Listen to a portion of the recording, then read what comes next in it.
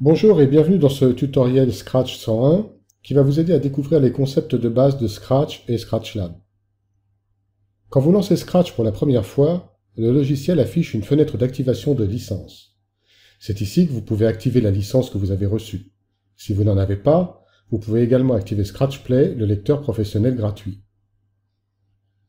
Dans le cas présent, j'ai une licence valide. Je peux donc la copier directement à cet endroit, puis cliquer le bouton d'activation. Attention, n'oubliez pas que vous devez être en ligne pour cette activation. Une fois activé, le logiciel nécessite un redémarrage. Sur PC, il le fait automatiquement, mais sur Mac, c'est à vous de le relancer. À partir de cette page d'accueil, vous pouvez gérer votre profil utilisateur et créer de nouveaux projets. Une des premières choses à faire quand on démarre avec Scratch est donc de créer ce profil qui comprendra vos réglages personnalisés. Pour commencer, je sélectionne donc le bouton User Profile.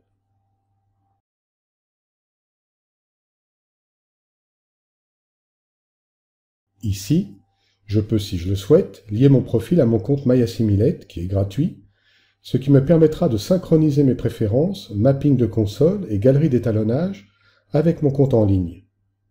De cette manière, je pourrai retrouver tous ces éléments sur n'importe quel système Scratch. Maintenant, créons un nouveau projet.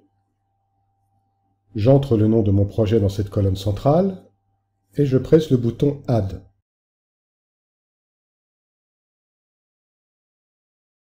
Avant d'entrer dans ce projet, je dois d'abord vérifier les paramètres de celui-ci et vais donc dans Project Settings. Une des choses les plus importantes est le Project Media Path, le chemin vers un dossier racine virtuel sous lequel mes médias sont groupés. Par la suite, si les médias sont déplacés, je n'aurai qu'à spécifier un nouveau chemin et Scratch pourra reconnecter les plans. Ici, je donne comme chemin mon disque externe. Au milieu de ce menu Project Settings, vous pouvez voir plusieurs valeurs de résolution et de cadence par défaut. Ce ne sont que des préférences, Scratch pouvant gérer de multiples résolutions, cadence et espace couleur, au sein d'un même projet. Vous aurez tout le loisir de faire votre choix plus tard dans l'interface. Retour à l'écran d'accueil. Avant d'entrer dans mon projet, juste une chose. Vous voyez ce bouton Log Files à droite? Il s'agit d'un raccourci vers le dossier dans lequel Scratch stocke ses rapports d'activité qui contiennent des informations importantes concernant votre setup et les tâches effectuées. Quand vous contactez le support, pensez à toujours joindre le dernier log file, celui sans numéro, à votre email. Bon. Maintenant, entrons dans notre projet. La première interface sur laquelle j'arrive est ce que nous appelons le construct. Le construct est un espace de travail à deux dimensions. Horizontalement, c'est une timeline dans laquelle les plans sont stockés dans des slots séparés. Verticalement, un nombre de versions illimitées peut être additionné pour chaque plan. Scratch ne nécessite pas la mise en place d'une librairie, Media Pool ou Media Folder. Cela veut dire que je peux directement charger un plan dans mon construct. Le bouton Load Shots m'amène dans le navigateur de fichiers. Je peux donc naviguer dans mon arborescence vers le plan que je souhaite charger.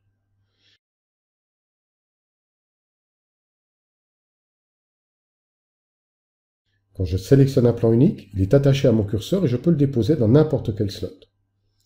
Mettons celui-ci dans le premier slot, par exemple. Maintenant que c'est fait, je peux rapidement naviguer à travers ce plan en faisant glisser la barre supérieure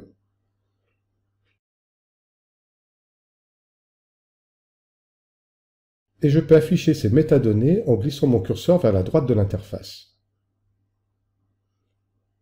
À la suite des informations de base, telles que le nom, le timecode ou le Real ID, je vais trouver les métadonnées additionnelles propres à chaque type de caméra. Retour à notre plan. Quand je le sélectionne, une icône de lecture apparaît. Si je clique de nouveau, le plan est ouvert dans le lecteur. C'est dans ce lecteur que s'effectue la majeure partie du travail créatif, comme le montage, l'étalonnage, le compositing et évidemment la lecture des médias.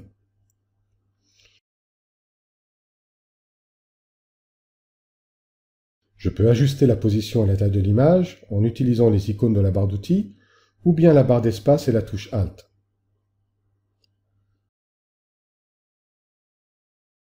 Pour l'instant, retournons à notre construct pour vous montrer comment charger plusieurs plans à la fois.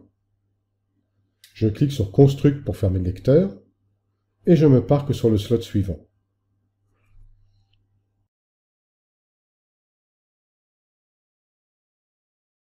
J'utilise le même bouton Load Shots, mais ce coup-ci, je vais choisir l'option Multiple Shots. En faisant cela, l'option Depth devient active. Cette option permet en fait de contrôler la manière dont les plans seront répartis dans les slots du construct en se basant sur l'arborescence des dossiers dans votre stockage. De cette manière, les plans peuvent être chargés individuellement dans des slots ou sous forme de versions empilées. Pour l'instant, choisissons une valeur de 10, le maximum, qui nous assurera que chaque plan sera dans son propre slot. Cette option de Depth est détaillée dans un autre tutoriel plus avancé. Ensuite, je vais choisir le dossier que je compte charger et je sélectionne dans le filtre disponible le type de format spécifique que je recherche.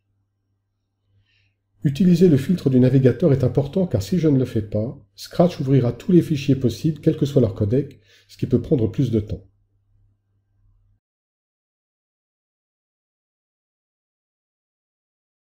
Ensuite, je fais Open. Comme prévu, Scratch charge chaque plan dans des slots séparés. Bien qu'il les ait chargés en fonction de leur ordre sur le stockage, ce que je vois ici correspond déjà à une timeline. Au sein de mes constructs, je peux déplacer et réarranger mes plans comme je le souhaite, juste en les prenant et en les déposant à l'aide de mon curseur, ou encore créer des copies en combinant le clic du curseur avec la touche Alt. Les propriétés principales de ma timeline sont déterminées par le main output du construct.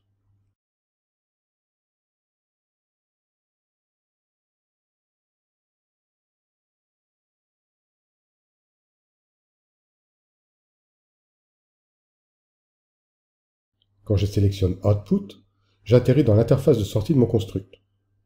La première icône représente ma timeline, la seconde représente mon nœud de sortie principal, mon main output.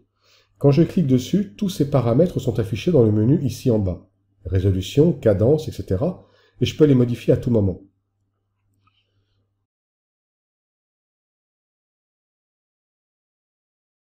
Vous vous souvenez des réglages par défaut de notre projet? Ces réglages contrôlent les paramètres de chaque nouveau construct créé dans le projet. Mais comme vous le voyez maintenant, à ce niveau, je peux personnaliser chaque construct individuellement et à n'importe quel moment. Retour à notre construct et au lecteur, afin de vous présenter des outils plus créatifs. Ce coup-ci, plutôt que de cliquer sur un plan en particulier, j'utilise juste le bouton Play de la barre d'outils. Et je me retrouve dans mon lecteur, mais cette fois-ci avec l'ensemble de la timeline. Maintenant, je peux naviguer au travers de toutes celles-ci en déplaçant mon curseur dans la mini-timeline ou à l'aide des commandes de lecture. Comme promis, jetons maintenant un coup d'œil aux outils créatifs. En premier, allons dans le module de montage, Edit. En faisant un clic droit n'importe où, j'affiche un petit outil de navigation qui me permet d'accéder à ces environnements. Dans l'Edit, je peux modifier le timing des plans, déplacer les points d'entrée-sortie, ajouter des points de montage, des transitions, les modifier et en ajouter. L'Edit fournit tous les outils nécessaires pour conformer et ajuster une timeline.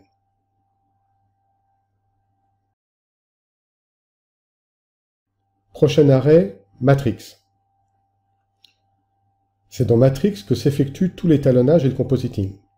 Attention, les outils disponibles dans Matrix seront différents selon que vous utilisez Scratch ou ScratchLab. Le Lab n'a que les outils d'étalonnage primaires, tandis que le Scratch possède une boîte à outils plus élaborée comprenant les secondaires et le compositing par layer. Ici, nous utilisons la version complète de Scratch. Ok, voyons donc comment travailler avec les outils d'étalonnage et les versions. Je commence par appliquer un ajustement basique en jouant avec les niveaux. Rouge, et en rendant l'image plus sombre. Si je suis satisfait du résultat, je peux en créer une version et continuer à travailler vers des propositions alternatives. Je glisse donc mon curseur vers la droite pour ouvrir le volet et en bas, je sélectionne version. Ensuite, je n'ai plus qu'à cliquer sur Add version et Scratch ajoute une version de ce plan. Maintenant, je peux créer une version alternative à l'aide des différents outils de contrôle colorimétrique. Je vais essayer de donner un look plus froid en ajoutant un petit peu de bleu et en rendant l'image plus lumineuse.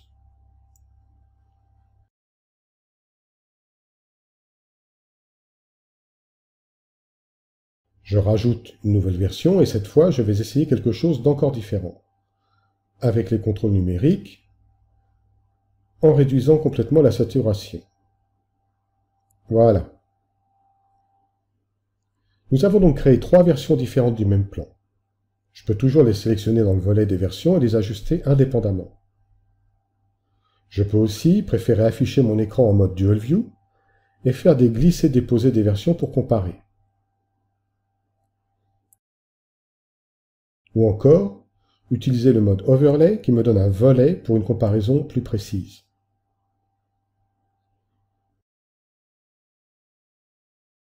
Si je retourne maintenant dans mon construct, vous voyez que les versions que nous avons créées se sont additionnées dans le slot de mon plan.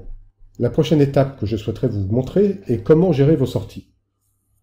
Jusqu'à présent, nous avons mis en place une timeline assez basique et ajouté un peu d'étalonnage. L'heure est venue donc d'exporter le résultat. Gérer les sorties se fait depuis le menu Output. Comme mentionné précédemment, chaque construct possède son propre main output, nœud principal. Je peux le processer sous forme de séquence, par exemple TIFF ou JPEG, mais je peux aussi ajouter d'autres nœuds. Ajoutons par exemple un export QuickTime ProRes. Et ajoutons également un export en MXF DNxHD.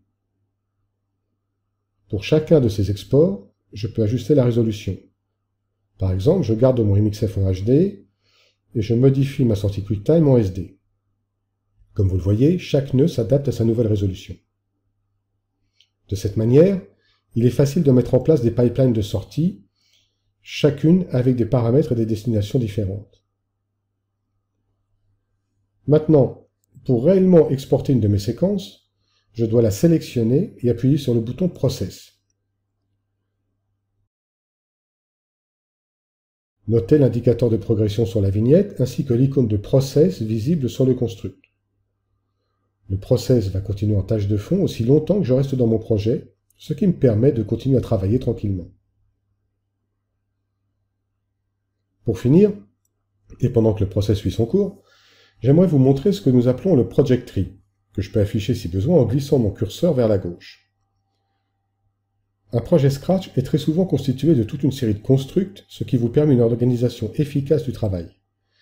Vous pouvez ajouter des constructs à tout moment et les organiser par groupe. En sélectionnant Edit à la base de ce volet, vous passez en mode d'édition du Project Tree, ce qui vous permet de les renommer. Renommons ce groupe Dailies Media. Ensuite, on va renommer notre construct Day 1.